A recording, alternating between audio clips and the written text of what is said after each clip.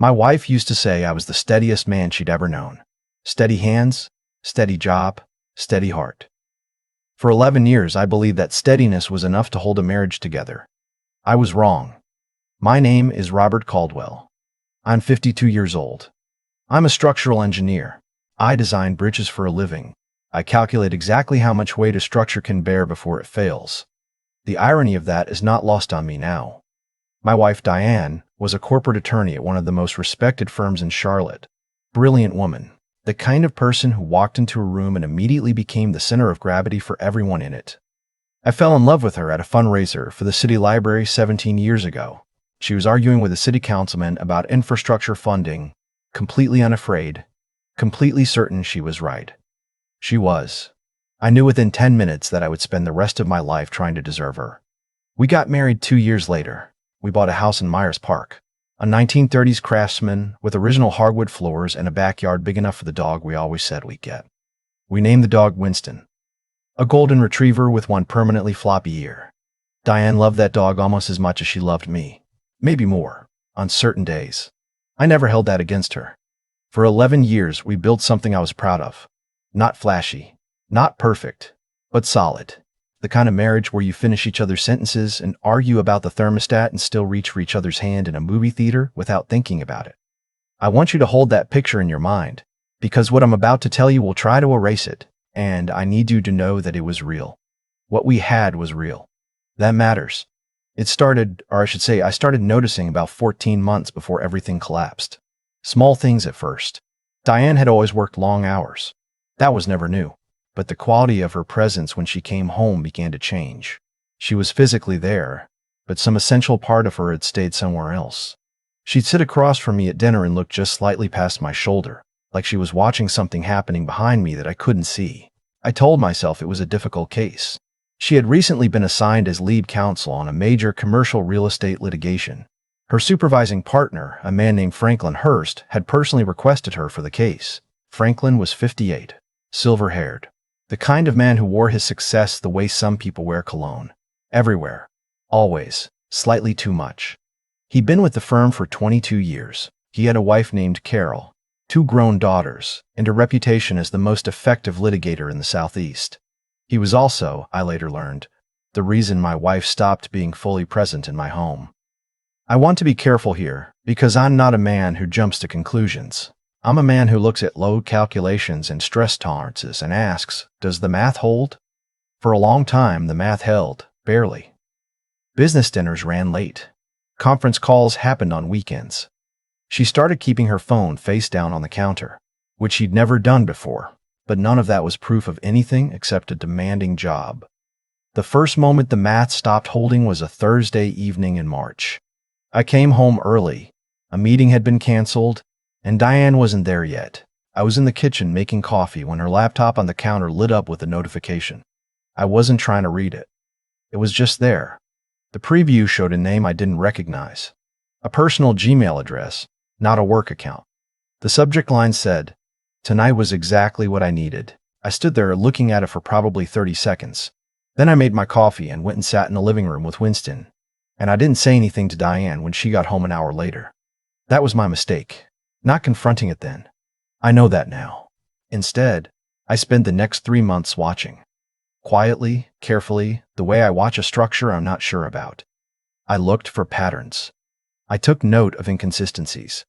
I didn't go through her phone. I want to be clear about that. I'm not proud of the watching, but I didn't go through her phone. I still had enough respect for what we built that I couldn't bring myself to do that. What I found without looking very hard was enough. The late nights that didn't align with court filings I could pull up online. The weekend depositions when I knew the firm's calendar showed nothing scheduled. The way she said Franklin's name. Not often, but when she did, with a slight, careful neutrality that was its own kind of tell. People who have nothing to hide don't work that hard at being neutral. By June I had no proof, but I had enough suspicion to hollow me out from the inside. I stopped sleeping well. I started running 5 miles every morning before work, because it was the only thing that quieted my brain for a few hours. Winston noticed something was wrong before Diane did.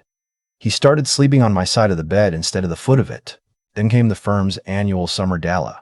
The Hearst and Calloway firm held it every year at the Ballantine Hotel.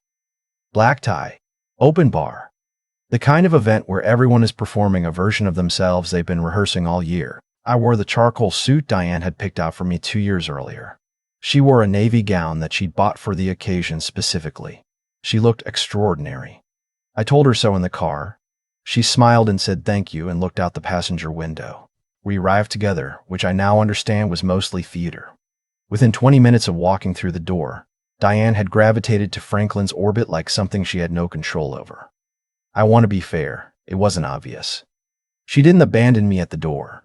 She introduced me to colleagues, made small talk at the cocktail hour, kept a hand briefly on my arm during the first round of drinks.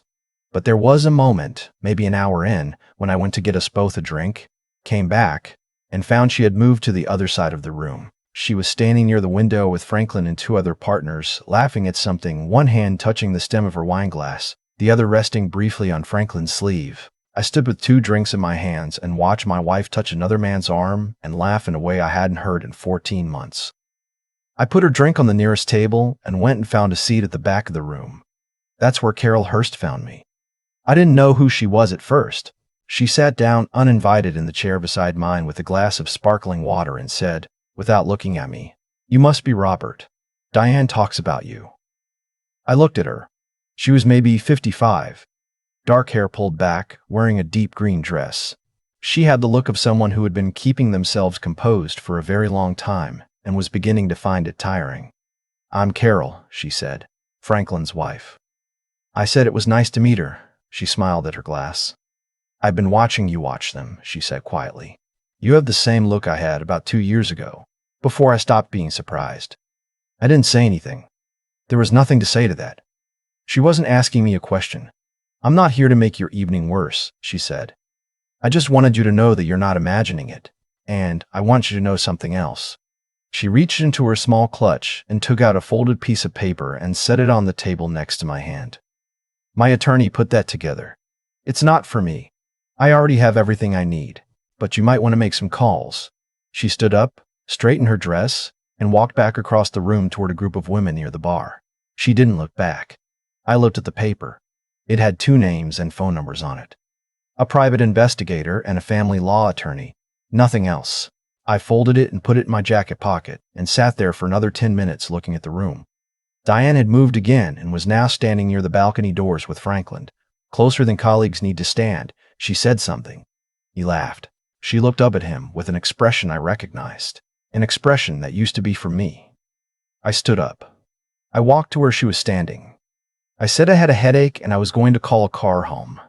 She looked briefly startled, then concerned, then composed again in about 2 seconds. She said she'd come with me. I told her to stay. It was fine. I just needed sleep. Franklin said it was good to meet me. I shook his hand. I looked him in the eye. I kept my face completely still. In the car on the way home, I sat with my hand on Winston's back. He'd been home alone all evening and was thrilled to see me, and I made a decision. I was not going to confront her that night. I was not going to act on emotion. I was going to be methodical. I was going to build a case the same way I built everything else. Carefully, thoroughly, with complete documentation. On Monday morning, I called the number on the paper. The investigator's name was Paul Garrett. He was a former county detective, direct, no nonsense. I told him what I had and what I suspected. He told me what he needed and what his rate was. I hired him that afternoon. What Paul found over the following 6 weeks was more than I had prepared myself for. The affair had been going on for at least 19 months. Hotel records, restaurant charges. One weekend trip to Asheville that Diane had told me was a bar association conference. There was no bar association conference. Paul documented 11 separate occasions. He was thorough and professional.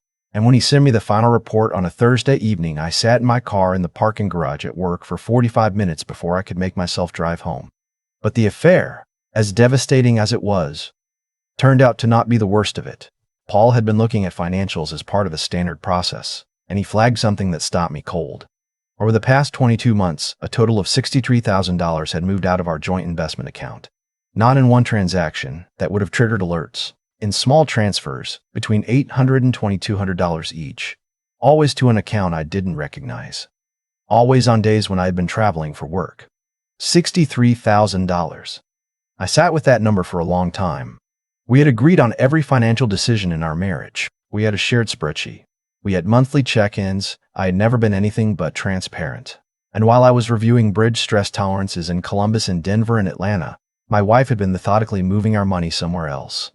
I called my attorney before I called anyone else. Her name was Margaret Osei. She was recommended by a colleague and turned out to be extraordinary. I laid everything on the table, the affair, the financial transfers, Paul's full report. She listened without interrupting. When I finished, she was quiet for a moment, and then she said, "Robert, you've done everything right. Now let me do my job." We spent 3 weeks preparing before I said a word to Diane. During those 3 weeks, I moved my most important financial documents to my office. I opened a separate personal account. I talked to my bank. I talked to my investment advisor. I updated my beneficiary designations. I found out where the $63,000 had gone. It was an account in Diane's name only, opened 14 months ago at a different bank. The money had not been spent. It was sitting there. I believe it was a preparation fund. I believe she had been planning to leave, and she had been quietly equipping herself to do so while still living in our house and sleeping in our bed. Understanding that was somehow worse than the affair. The night I finally spoke to her was a Wednesday in October. Winston was asleep by the fireplace. I had made dinner. Pasta, her favorite. I don't know why. And we were sitting at the kitchen table. She was talking about a case. I waited until she reached a natural pause, and then I set down my fork and I said, "I know about Franklin. I know about Asheville. I know about the $63,000. The silence that followed was the loudest thing I've ever heard. She went very still, and then she did something I had not expected. She didn't deny it. She looked at me for a long moment, and then she looked down at the table, and she said, "How long have you known?" I told her. She nodded slowly. She said, "I'm sorry, Robert." And then she didn't say anything else for a long time. I told her I wanted her out of the house by the following weekend. I told her Margaret Osei would be contacting her attorney. I told her the $63,000 would be addressed in the settlement and she should plan accordingly. I said all of this in a voice I didn't know I had. Quiet, flat, completely controlled. All the steadiness I had spent my life cultivating finally put to its actual purpose. She left 9 days later. The divorce took 7 months. Diane did not fight it. I don't know if that was guilt or practicality or something Carol Hurst had said to her that I'll never know about. What I know is that it was resolved fairly and cleanly. The house was mine. I had held the mortgage before we married. The investment account was split, including the $63,000 returned to the joint pool. She kept her retirement accounts. I kept mine. Winston stayed with me. That part was never in question. He slept on my side of the bed all the way through the proceedings, and he still does. I heard through mutual friends, about 4 months after the divorce was finalized, that Franklin Hurst had not left Carol. He and Diane apparently ended things around the same time Diane and I separated. I don't know if that's true. I don't spend a lot of time thinking about it. What I do think about is this. I am a man who spends his professional life calculating exactly how much stress a structure can absorb. And I failed to apply that same rigor to my own life for far too long. I saw the warning signs and I told myself stories about them. I let discomfort substitute for understanding. I chose temporary peace over necessary truth. If you are reading this and you recognize something I've described, not the specific facts, but the feeling, the slight wrongness, the partner who is physically present but somewhere else entirely, I want to say this to you directly. The math doesn't lie. It never does. The sooner you stop explaining away what it's telling you, the sooner you can build something that will actually hold. It's been 14 months since the divorce was finalized. I still live in the Myers Park house. The hardwood floors are the same. The backyard is the same. I got the garden going this spring that I'd been talking about for years and never had the energy for. Winston supervises from the back step every afternoon. I'm not going to tell you I'm over it, because that's not what recovery actually looks like. What I can tell you is that I sleep again. I run 5 miles every morning, but now it's because I want to, not because I have to quiet something down. I had dinner last month with a woman named Patricia, a landscape architect. Easy to talk to, no performance to it. Nothing serious, but easy. I had forgotten what easy felt like. I don't regret the 17 years. I don't regret the Craftsman House or Winston or the fundraiser where Diane argued with the city councilman and I knew I was in trouble. All of it happened. All of it was real. I just know now that the steadiest thing I ever did was finally let it go. There's a version of this story where I stay quiet forever, where I keep explaining away what I saw, keep telling myself the math still holds, keep choosing the comfort of not knowing over the weight of the truth. I almost lived that version.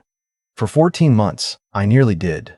What I understand now, and what I wish I had understood sooner, is that ignoring a problem doesn't protect you from it. It just changes the shape of the damage. Every month I spent watching and waiting and not acting. The situation grew heavier. The money kept moving. The distance between Diane and me kept widening.